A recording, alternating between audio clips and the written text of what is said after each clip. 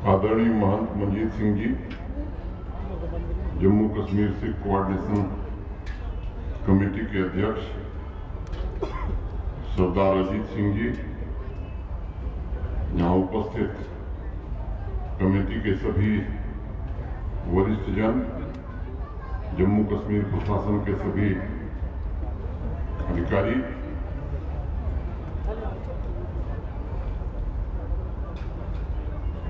विभिन्न सामाजिक और राजनीतिक संगठनों के विशिष्ट जन, गुरु ग्रंथ साहिब जी की हजूरी में बैठे सत्संगत जी तथा मित्रों, 26 दिसंबर को वीर बाल दिवस के रूप में चिन्हित करके गुरु गोविंद सिंह जी के 4 साहिबजादों के सर्वोच्च बलिदान को मान्यता देने के लिए मुझे लगता है कि पूरा देश भारत के सम्माननीय प्रधानमंत्री आदरणीय नरेंद्र मोदी जी का कृतज्ञ है। साहिबजादों के बलिदान को इस वर्ष 318 वर्ष हो गए और देश की आजादी के बाद अगर हम देखें तो 47 के बाद 75 वर्ष पूरे हो गए। मुझे लगता है कि आजादी के अमृत कालखंड में उनके बलिदान के सम्मान में माननीय प्रधानमंत्री जी ने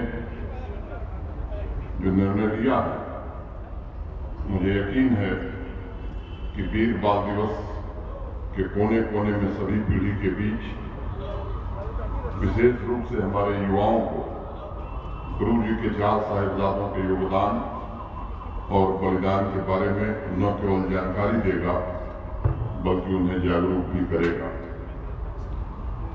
मैं महंत मंजीत सिंह जी का, सरदार अजीत सिंह जी का और उनकी पूरी टीम का आभार भी व्यक्त करना चाहता हूं, जिन्होंने साहिबजादा जुझार सिंह, साहिबजादा अजीत सिंह, साहिबजादा जोरावर सिंह जी और साहिबजादा फतेह सिंह जी की वीरता, बलिदान एवं आदर्श जम्मू कश्मीर के जन जन तक पहुंचाने के लिए इस कार्यक्रम का आयोजन किया है। मैं माता गुजरी, श्री गुरु गोविंद सिंह जी और 4 साहिबजादों को सत नमन करता हूं। उनके साहस, न्याय तथा धर्म के नेक सिद्धांतों के संकल्प के प्रति श्रद्धा से शीश नवाता हूं। मैं कामना करता हूं कि उनका आशीर्वाद हम सबको समृद्धशाली और समावेशी समाज के निर्माण में शक्ति प्रदान करे। अपने जीवन का सर्वोच्च बलिदान देकर 4 साहिबजादे तथा गुरु जी ने समाज को साहस, धर्म और सेवा की शिक्षा दी है। तो समाज की पवित्र अग्नि के स्वरूप थे, जिन्होंने मृत्यु का वर्ण किया लेकिन कभी धर्म से विचलित नहीं हुए। विश्व के इतिहास में पूज्य गुरु गोविंद सिंह जी जैसा व्यक्तित्व मिलता नहीं। पुत्रों की बलिदान की जब उन्हें खबर मिली तो उन्होंने कहा था कि मेरे 4 पुत्र नहीं थे, मेरे तो हजारों पुत्र हैं। ऐसा उदाहरण इतिहास में दूसरा कोई दिखता नहीं। मैं मानता हूं सिख संतों, सिख समुदाय ने प्राचीन समय से ही धर्म के सिद्धांतों के लिए, मातृभूमि की रक्षा के लिए अपना सर्वस्व अर्पित किया। भक्ति, पराक्रम तथा वैभव से ओतप्रोत सिख परंपरा वास्तविक रूप से एक भारत श्रेष्ठ भारत की अमूल्य भावना का ही प्रतीक है, जो विश्व बंधुत्व में हमारी आस्था को मजबूत करके भारतवर्ष को और अधिक सशक्त, प्रगतिशील और उन्नत राष्ट्र बनाने के लिए प्रेरित करती है। गुरु नानक जी कहते हैं, मति बीच रतन जवाहर माणिक, जे गुरु की सिख सुनी। 1000 किताबें पढ़ने से भी कुछ नहीं होगा, लेकिन एक ही सुन लेने से सब हो जाता है। कई बार आश्चर्य की भावना जागृत होती है कि एक सुन लेने से क्या होगा। बिल्कुल होगा। सुनिए सिद्ध पीर सूर्यनाथ, सुनिए धरत और आकाश। गुरु की वाणी से ही धरती और आकाश चल रहे हैं। गुरु की आवाज से ही अस्तित्व की मौलिक आवाज है। सिर्फ इंसान को सुनने की कला आनी चाहिए, क्योंकि गुरुओं की सिखावन दिमाग से नहीं बल्कि दिल से सुनी जाती है। और जब वह सिखावन हृदय में उतरती है तो मति माणिक हो जाता है और हमारी चेतना समाज में अपना योगदान देने के लिए तैयार हो जाती है। भारतवर्ष और इसका इतिहास सिख समुदाय, सिख गुरुओं के समाज को जागृत करने और निरंतर उसके मूल्यों की रक्षा के प्रयासों का साक्षी रहा है। मित्रों, इतिहास इस बात का गवाह है कि मानवीय भावना की श्रेष्ठता के आधार पर संस्कृति की रक्षा, समाज के मान सम्मान, गरीब एवं कमजोर वर्गों के उत्थान के लिए सिख गुरुओं ने न सिर्फ कुर्बानियां दी हैं बल्कि विकास के मार्ग को भी प्रशस्त किया।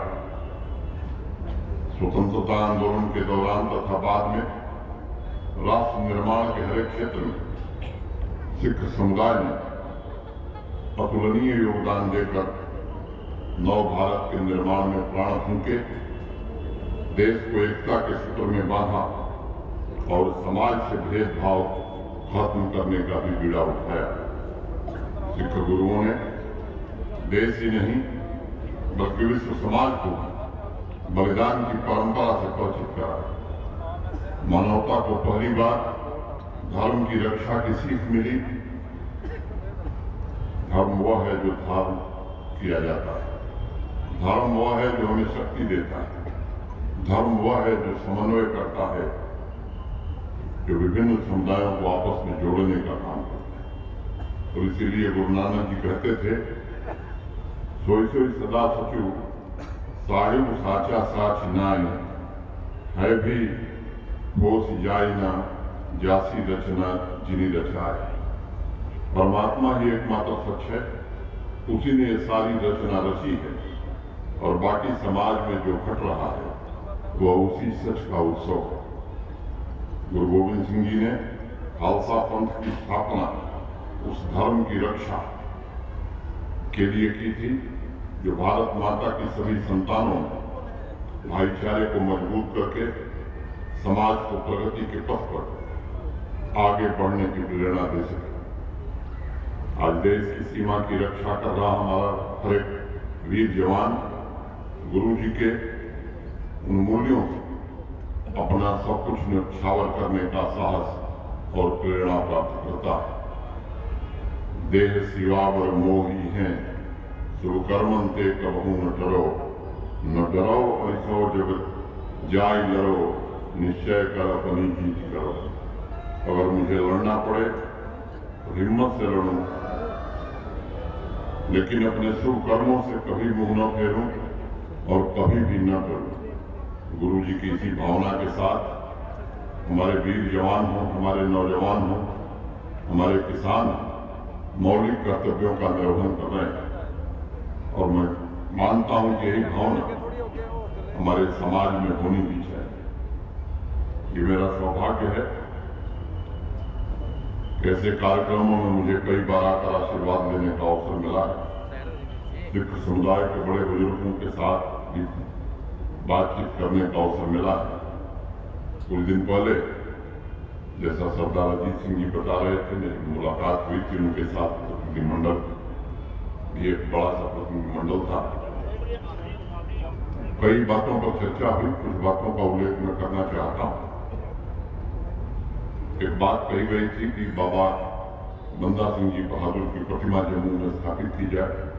मैं आपको बताना चाहता हूं कि जो मूल स्थान है उनका, वहां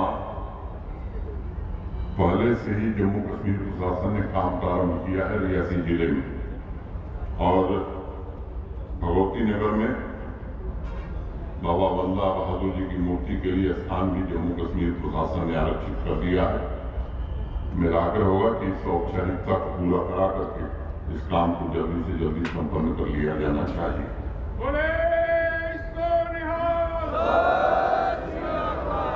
पिछले दिनों मैं पुंछ गया था,